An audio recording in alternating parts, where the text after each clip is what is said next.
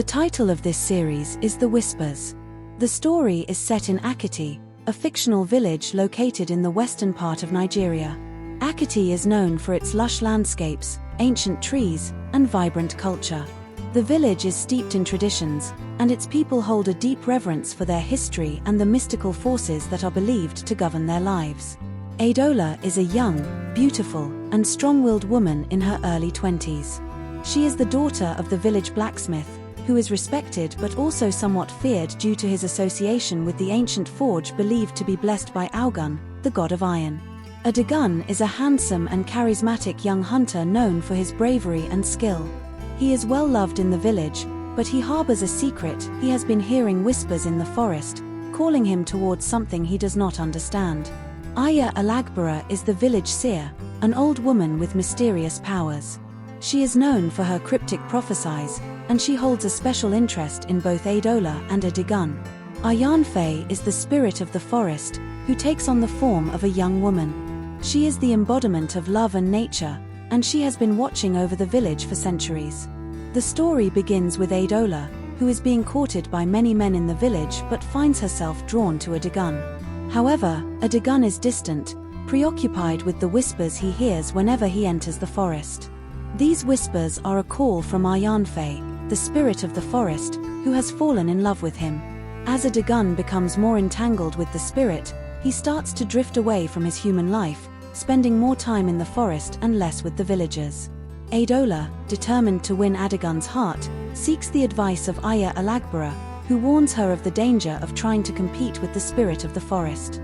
The twist comes when Adeola, out of desperation, decides to confront Ayanfe herself.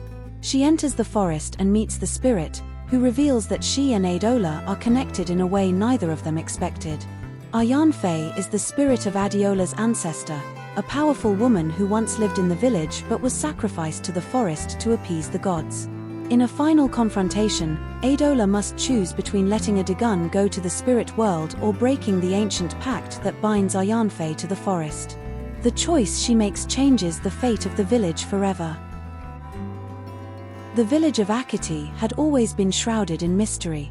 Nestled between rolling hills and dense forests, it was a place where the old ways still held sway, and where the boundary between the physical and spiritual worlds was as thin as the morning mist. The people of Akete lived their lives in harmony with nature, their days marked by the rhythms of the land and their nights by the whispers of the wind through the trees. Adeola was the pride of Akete.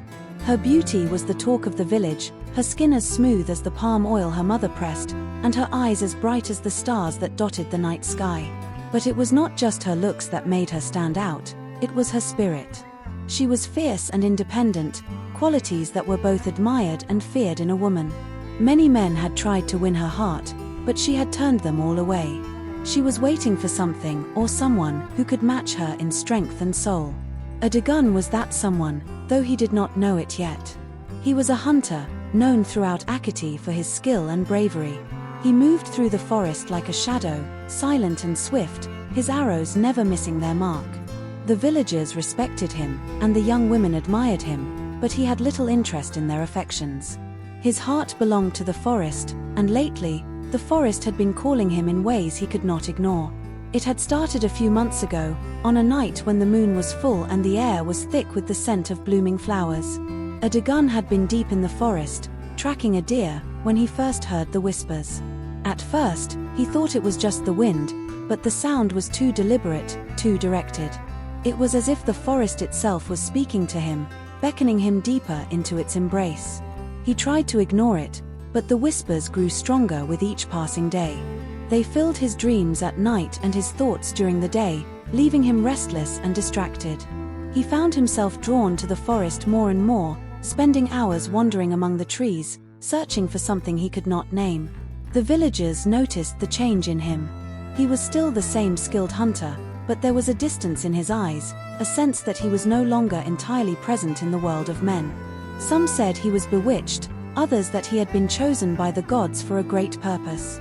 Only Adeola seemed to understand that whatever was happening to Adigun, it was something beyond the comprehension of ordinary people. She watched him from afar, her heart aching with a longing she could not fully explain.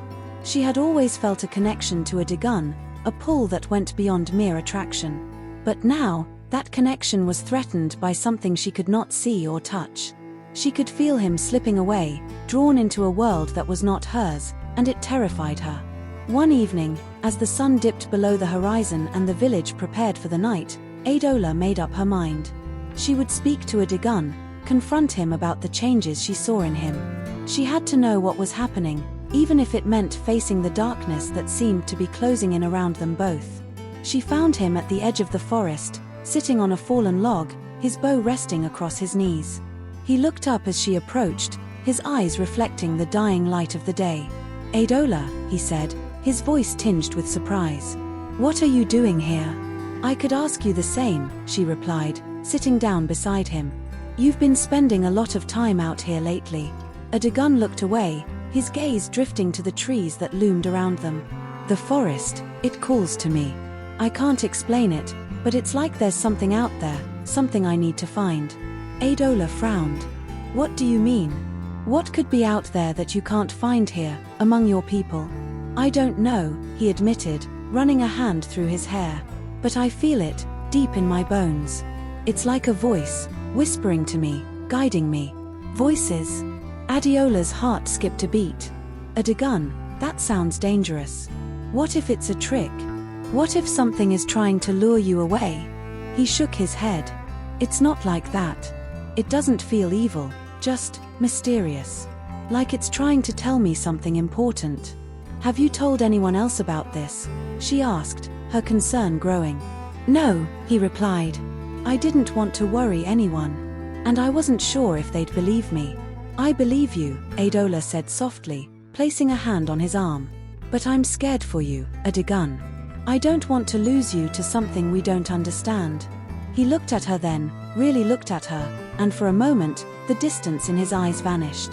"You're not going to lose me," he said, his voice firm. "I promise." But even as he said the words, Adeola could feel the forest watching them, its whispers growing louder in her ears.